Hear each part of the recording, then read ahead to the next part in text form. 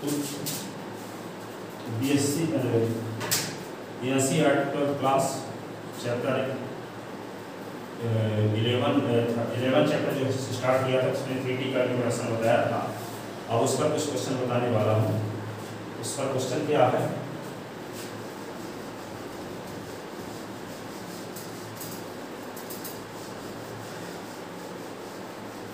इसमें direction cosine और direction ratio क्या होता है किसी लाइन का। Direction cosine and direction ratio of A line. ठीक है, तो यहाँ पे देखिए direction cosine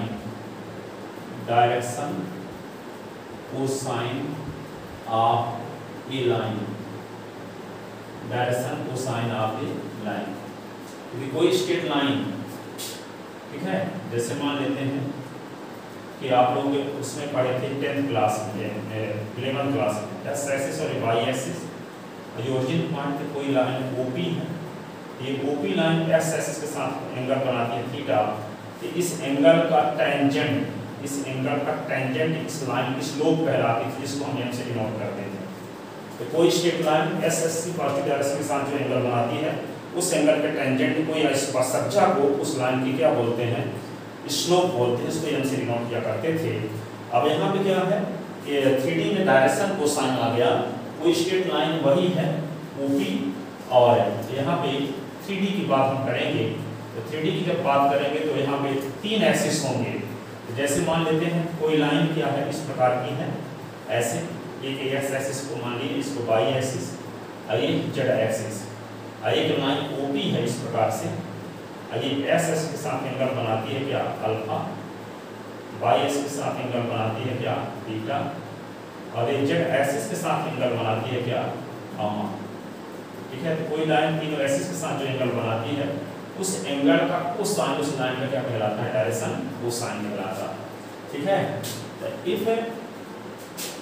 if line OP makes angle alpha, beta and gamma with x axis, y axis and z axis respectively,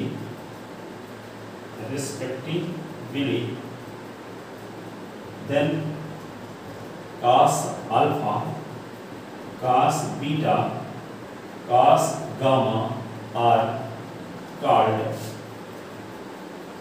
called direction cosine of line OP की direction cosine कहलाता है। It is denoted by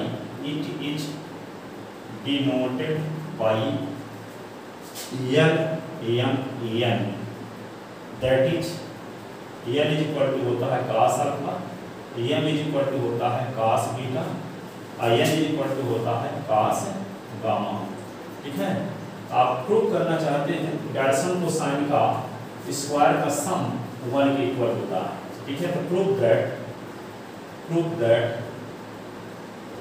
number first cos square alpha plus cos square beta plus cos square gamma is equal to क्या होता है, 1। इसी को ऐसे भी लिखा जा सकता है n का स्क्वायर प्लस m का स्क्वायर प्लस n का स्क्वायर इज इक्वल टू 1। ये प्रूव करना है, डायरेक्शन कोसाइन के स्क्वायर का सम 1 के इक्वल होता है। ठीक है, तो इसको कैसे प्रूव करेंगे, देखो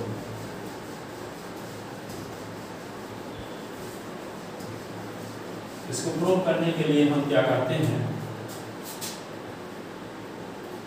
अपनी सुविधा के लिए हम एक्स एक्सिस इसको मान लेते हैं और ये वाई एक्सिस, ये जेड एक्सिस। एक लाइन है, ये point P x y z, space में कोई पॉइंट है, और जो एक्स एक्सिस के साथ ये लाइन OP को और ओरिजिन OP से मिलाते हैं, लाइन OP एक्स एक्सिस के साथ अल्फा एंगल बनाता है, और वाई एक्सिस के साथ बीटा, और जेड एक्सिस के साथ एंगल क्या बनाता है, गामा। ठीक है, तो क्या लिखेंगे, late let P x y z be any point on the space, ठीक है, join OP let OP makes angle alpha, beta and gamma with x axis, y axis and z axis respectively. To prove cos square alpha, cos square beta, cos square gamma is equal to 1, ठीक है, ये prove करना है। तो क्या करेंगे हम, late O R is equal to OP, R is equal to OP, तो R is equal to OP distance between O and P, तो क्या होगा, s माइनस 0 का स्क्वायर, y माइनस 0 का स्क्वायर और z माइनस 0 का स्क्वायर, तो R is equal to क्या होगा, s square plus y square plus z square, implies R square is equal to s square plus y square plus z square, ये हुआ। अब इसी को क्या करेंगे, draw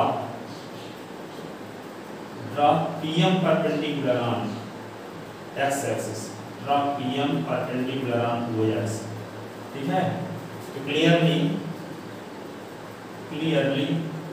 OM is equal to क्या होगा, x, OM is equal to क्या होगा, x in right triangle OMP, in right triangle OMP, तो क्या होगा, OM upon OP is equal to OM upon OP is equal to OM क्या है, base, OP क्या, हाइपोटेनस, तो क्या है, OM के स्थान पे क्या लिख दें, OM इज इक्वल टू हो गया x, s upon r is equal to हो जाएगा cos अल्फा, ठीक है, s upon r is equal to क्या हो गया, cos अल्फा, ठीक है। तो similarly y upon r is equal to cos beta और z upon r is equal to cos gamma, ये इक्वेशन फर्स्ट हुआ, इक्वेशन सेकंड हुआ, ये इक्वेशन थर्ड। यहाँ पे squaring and adding, equation first, second and third, squaring and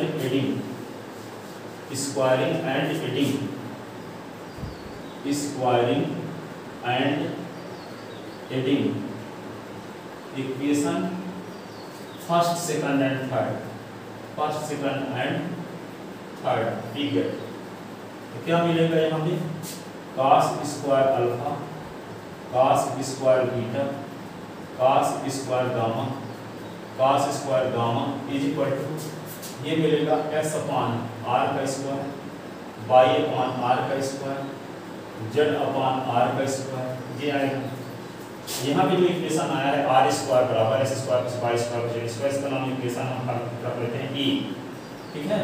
अब यहाँ पे क्या होगा, आपको क्या मिल गया, cos square alpha, cos square beta, cos square gamma is equal to x square upon r square, y square upon r square, z square upon r square, ठीक है। इसी को लिख सकते हैं हम क्या, cos अल्फा का स्क्वायर, इसको क्या लिख सकते हैं, cos बीटा का स्क्वायर, इसको क्या लिख सकते हैं, cos गामा का square is equal to x square plus y square plus z square upon, ये हो गया एलसीएम r स्क्वायर। अब cos अल्फा को क्या लिख सकते हैं, cos अल्फा को रियल लिख सकते हैं, ठीक है, but we know that l is equal to क्या होता है, cos alpha, l is equal to क्या होता है, cos beta, l is equal to क्या होता है, cos गामा। तो यहाँ क्या लिख देंगे, l का स्क्वायर प्लस m का स्क्वायर प्लस n का स्क्वायर, यहाँ s square y square z square के स्थान पे क्या लिख देंगे, r स्क्वायर, तो r square upon r square, यहाँ लिख देंगे फ्रॉम इक्वेशन ए, ए से वैल्यू रख दिए, s square plus y square plus z square is equal to r square cut गया, तो क्या आ गया, l square plus m square plus n square is equal to 1, ये तो प्रूव करना था। यल को cos अल्फा भी कहते हैं, r इसी को लिख सकते हैं cos square alpha cos square beta cos square gamma is equal to क्या होगा 1। ठीक है, तो इस प्रकार से इसको ये प्रूफ हो गया डायरेक्शन कोसाइन के स्क्वायर का सम क्या होता है 1 के इक्वल होता है। इसी में ये भी प्रूफ किया जा सकता है to proof sine square alpha plus sine square beta plus sine square gamma is equal to 2। तो लेफ्ट हैंड साइड ये क्या लिखेंगे इसको sine square alpha sine square beta, ये क्या लिख देंगे साइन स्क्वायर गामा। इसी को क्या लिख सकते हैं 1 माइनस cos स्क्वायर अल्फा, इसको 1 माइनस cos स्क्वायर बीटा, इसको 1 माइनस cos स्क्वायर गामा लिख सकते हैं। 1 1 1 तो 3 माइनस ये क्या होगा cos square alpha cos square beta, ये cos स्क्वायर गामा। इसकी वैल्यू अभी प्रूव कर चुके हैं 1 होता है, तो क्या लिखेंगे 3 माइनस 1 इज इक्वल टू 2। ठीक है, is equal to right hand side आ गया। एक और प्रूव किया जा सकता है इसी प्रकार ये फार्मूला, ये बी नंबर पर सी नंबर ये है to proof sine square alpha sine square beta minus cos square gamma is equal to 1। Left hand side में क्या लेकर चलेंगे साइन स्क्वायर अल्फा ये sine square beta minus cos square gamma. इसी को क्या लिख सकते हैं हम, इसको लिख सकते हैं साइन स्क्वायर अल्फा को 1 minus cos square alpha 1 minus cos square beta, ये cos स्क्वायर गामा पहले से है 1 1 क्या होगा 2 minus cos square alpha minus cos square beta minus cos square gamma. दोनों से क्या कॉमन ले सकते हैं, दोनों से कॉमन ले सकते हैं माइनस, तो 2 कॉमन माइनस कॉमन ले लिए तो क्या है cos square alpha cos square beta और cos स्क्वायर गामा।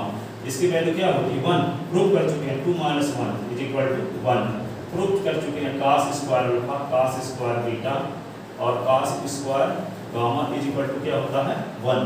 ठीक है, अब ये एक और है डी नंबर प्रूव करने के लिए, डी नंबर टू प्रूव क्या cos 2 alpha plus cos 2 beta plus cos 2 gamma is equal to minus 1।